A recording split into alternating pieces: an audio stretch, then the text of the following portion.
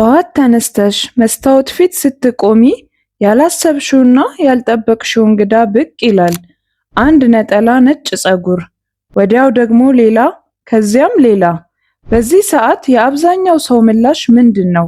ወይ ወደ ሱቅ ሩጦ የፀጉር ቀለም መግዛት፣ ወይ ፀጉር ቤት ሄዶ ብዙ ብር ማውጣት። ካልሆነም ደግሞ እንግዲህ እድሜ መጣ፣ የዘር ነው፣ ምን ይደረጋል ብሎ ተስፋ መቁረጥ ነው። ዛሬ አንድ ትልቅ ሚስጥር ልንገራችሁ። እስካሁን ሽበትን ስትዋጉ የነበረው ምልክቱን እንጂ የችግሩን መነሻ አልነበረም። አብዛኛው ሰው የፀጉር ቀለሙን የሚያጣው ስለሚያረጅ ብቻ ይመስለዋል።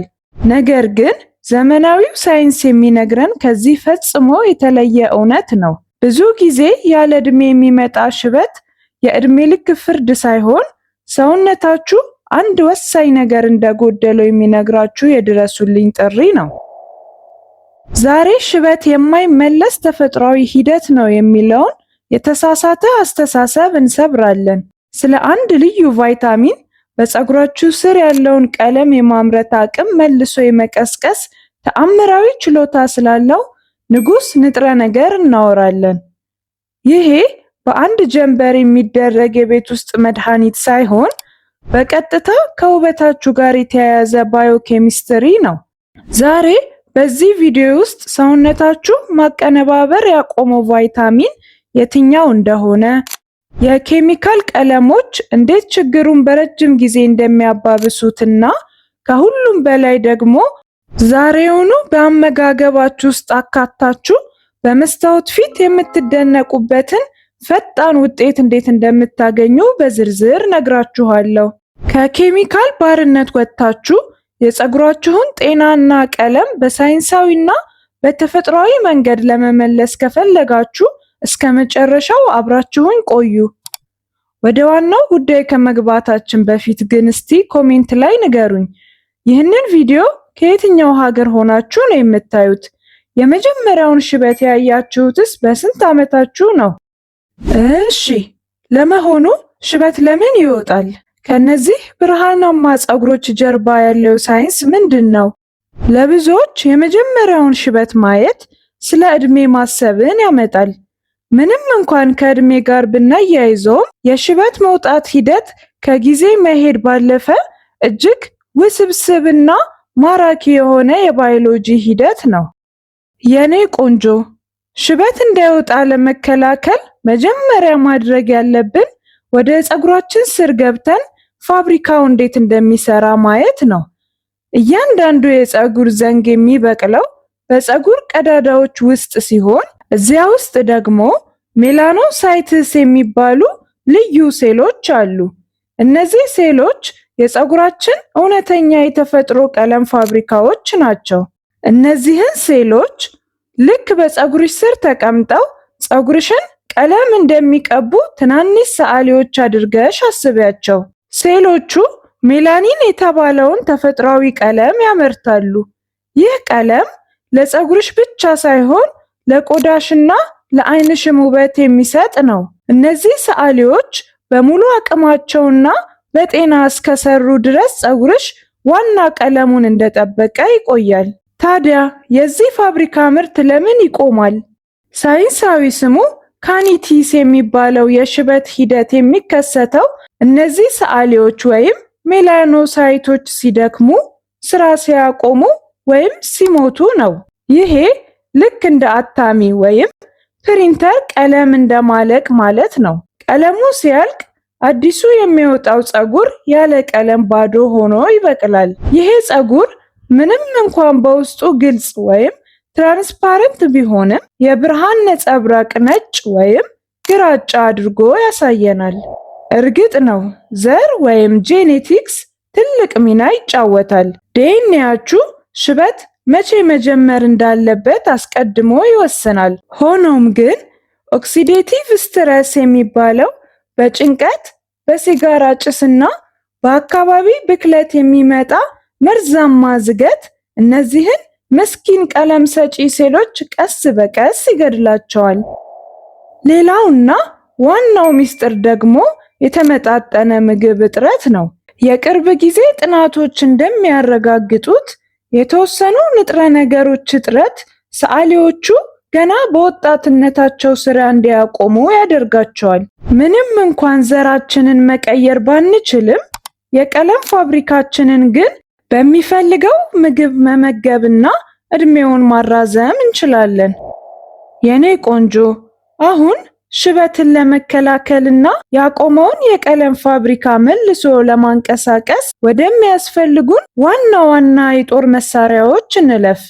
እነዚህም ቫይታሚን B12፣ ቫይታሚን D፣ ኮፐር፣ ብረትና ዚንክ ናቸው።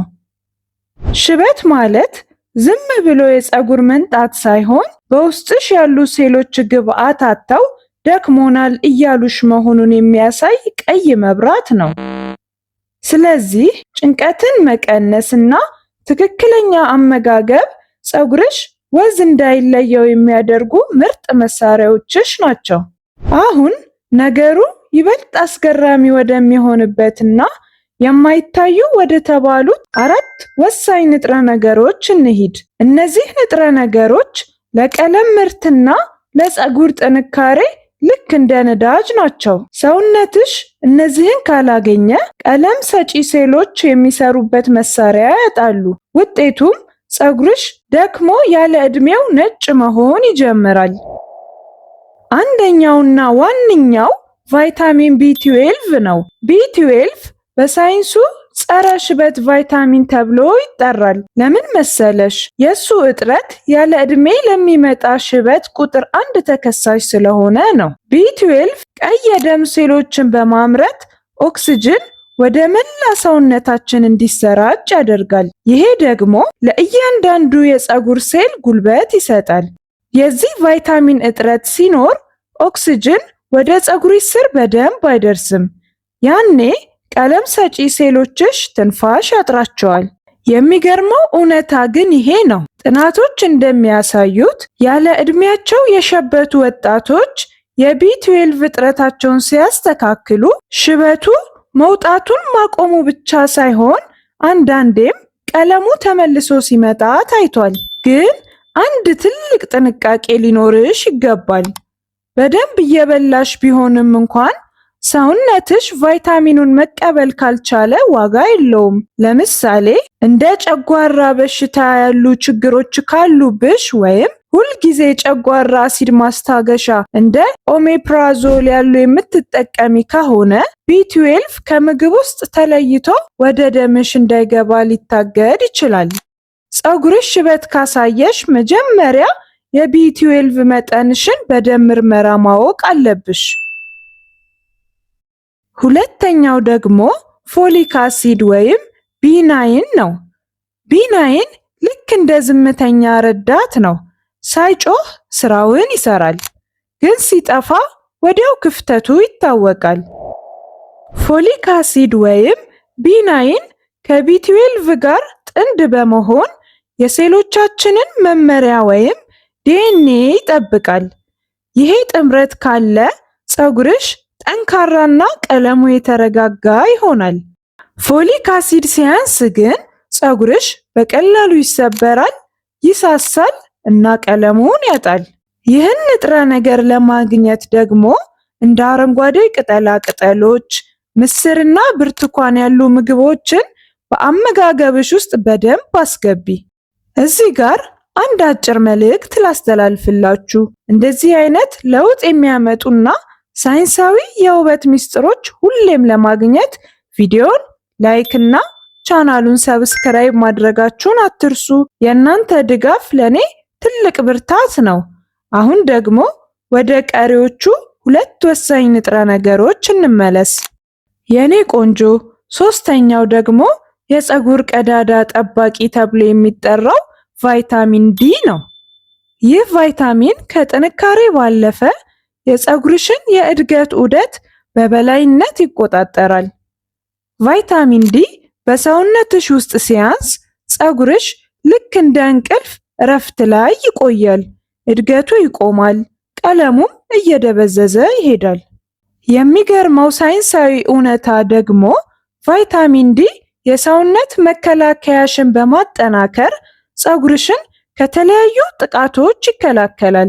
በቂ ፀሐይ መሞቅ፣ አሳ መብላትና እንቁላልን መጠቀም ለዚህ ችግር ትልቅ መፍትሄ ናቸው። አራተኛውና የመጨረሻው ደግሞ ኮፐር ወይም መዳብ ነው። ይህ ንጥረ ነገር በሰውነታችን ውስጥ የሚፈለገው እጅግ በትንሽ መጠን ቢሆንም ለፀጉር ቀለም ግን እንደ ዋና ሞተር ነው የሚያገለግለው። ኮፐር ታይሮሲናስ የተባለውን ኢንዛይም በማንቃት ፕሮቲን ተቀይሮ ወደ ውቡ የፀጉር ቀለም ሜላኒን እንዲለወጥ ያደርጋል። ኮፐር ከሌለ የፈለገውን ያህል ጥሬ ዕቃ ቢኖርም ፋብሪካው ስራ ያቆማል ማለት ነው። ይህን ወሳኝ ንጥረ ነገር ለማግኘት ደግሞ አልሞንድ፣ ለውዝ፣ ሰሊጥና ጥቁር ቸኮሌት የመሳሰሉትን መብላት እጅግ በጣም ጠቃሚ ነው።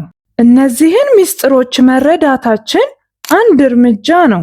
ነገር ግን የፀጉራችንን የቀድሞ ውበትና ጥቁረት በእውነት ለመመለስ ግንባር ቀደም ሚና የሚጫወቱ 3 ወሳኝ ምሰሶዎች አሉ። አንደኛው የተመጣጠነ አመጋገብ ነው። ፀጉርሽ የውስጥ ጤንነትሽ መስታወት ነው። ኬሚካል የበዛባቸውን ምግቦች ስታስወግጂና እንደ አትክልት፣ ጥራጥሬና ስጋ ያሉ ተፈጥሯዊ ምግቦችን ስትመገቢ ለፀጉርሽ የቀለም ጥሬ ዕቃ እያቀረብሽለት ነው። ሁለተኛው ምሰሶ እንቅልፍ ነው። እንቅልፍ የቅንጦት ሳይሆን የባዮሎጂ አስፈላጊነት ነው። ስትተኚ ሰውነትሽ ራሱን ይጠግናል፣ የጭንቀት ሆርሞን ይቀንሳል እና ለፀጉር እድገት የሚረዱ ሆርሞኖች ይለቀቃሉ። በቂ እንቅልፍ ካልተኛሽ ፀጉርሽ ብቻ ሳይሆን ፊትሽም ይዝላል። ሶስተኛውና የመጨረሻው ጭንቀትን ማስተዳደር ነው። ጭንቀት የፀጉር ቀንደኛ ጠላት ነው። በጨነቀሽ ቁጥር ሰውነትሽ ቀለም ሰጪ ሴሎችን የሚያጠቁ ኬሚካሎችን ይለቃል። ትንሽ የእግር ጉዞ ማድረግ፣ በጥልቀት መተንፈስና ከጭንቀት መራቅ ለፀጉርሽ ትልቅ መድኃኒት ነው።